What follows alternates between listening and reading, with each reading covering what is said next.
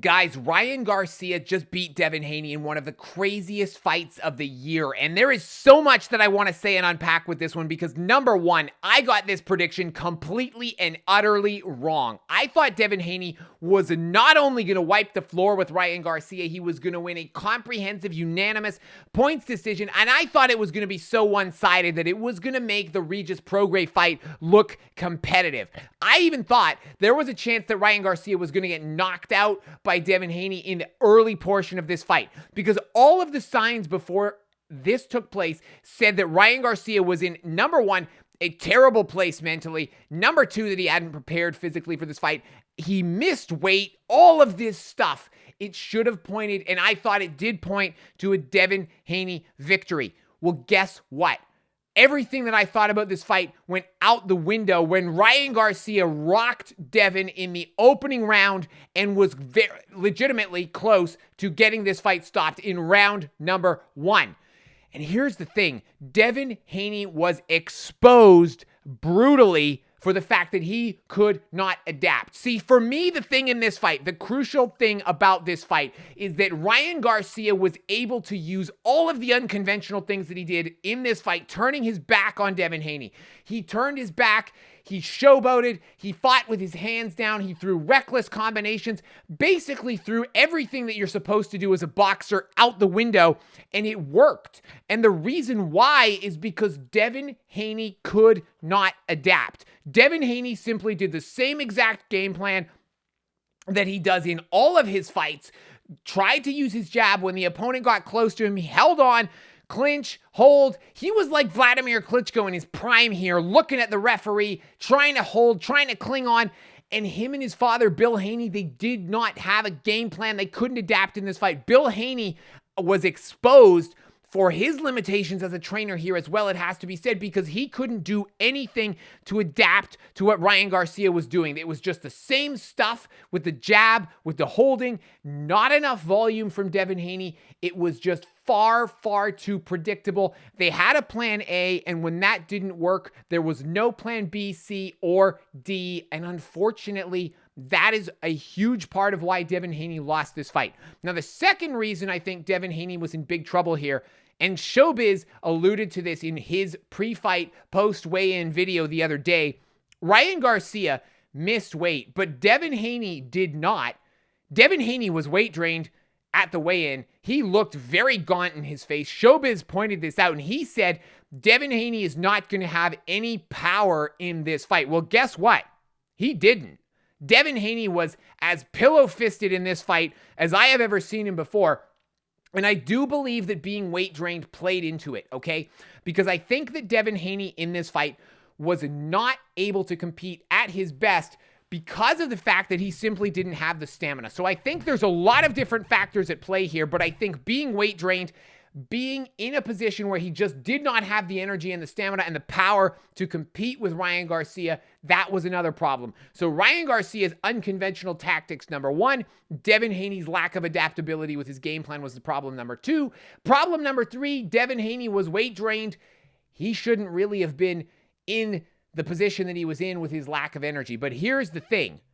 Ryan Garcia, as much as it kills me to say this, deserves a lot of credit for this performance because even though I still believe that he was unprofessional to miss weight, even though he cost himself a lot of money by not making weight, and even though he cost himself a world championship, he was able to use the one thing he had going for him, which was the power of a chaotic approach against a very control-oriented fighter who likes to have everything going his way, who likes to be able to dictate the pace of the fight at all times. And Ryan Garcia, by turning his back on Devin Haney, by doing all of the things that he was doing to agitate him during the fight, by showboating, all of these things took Devin Haney out of his game plan, out of his domain.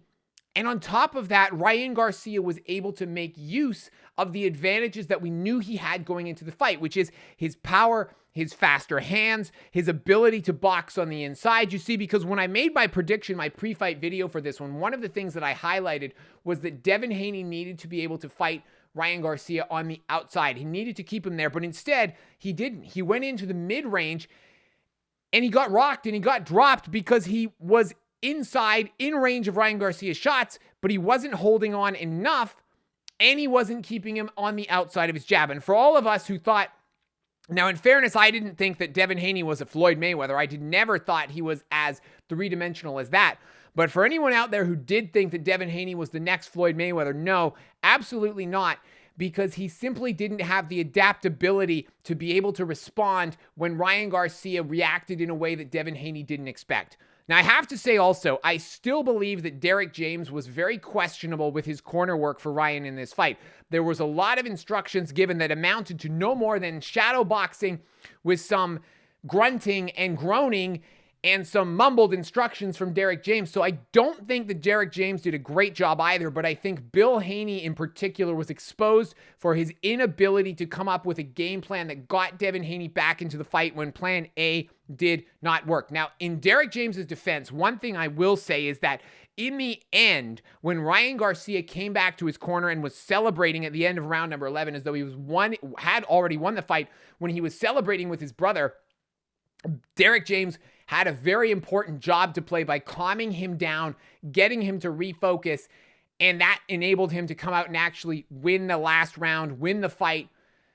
What can you say, guys? Ryan Garcia, he deserves credit here for doing what very few people, including me, thought he was going to be able to do, which was win this fight. And I have to shout out one of my subscribers, Alan from Newcastle. Alan from Newcastle and a couple of you other guys did actually predict, Ghetto Genius as well, actually predicted that this fight was going to end up how it did. But Alan in Newcastle in particular predicted that Ryan Garcia was going to win this fight on points. One of the very few people in my poll who did that. I certainly did not think that was going to happen. I thought that was actually going to be the least likely outcome. Well, what do I know? Alan, you called this fight correct, so congratulations to you, sir. But the reality is this. I see this as being a very dark day for the sport of boxing in the sense that Ryan Garcia winning this fight, his behavior in the buildup was extremely distasteful. It crossed the line of promoting the fight into extremely bad taste.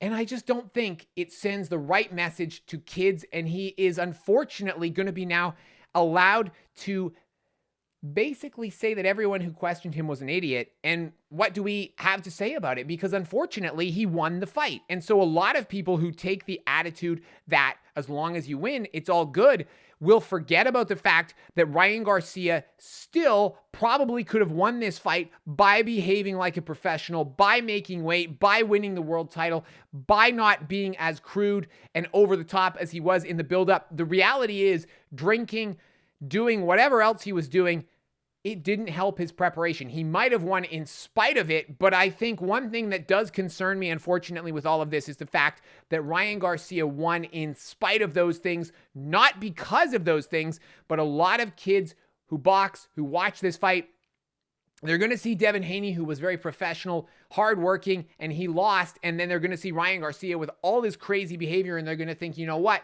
I can do all those things and I can win because Ryan Garcia did them. Well, the reality is for anyone watching the fight, please understand Ryan Garcia won the fight because he was able to use his superior hand speed, his power, his ability to box on the inside, number one. He won because he was able to take advantage of Devin Haney's predictability.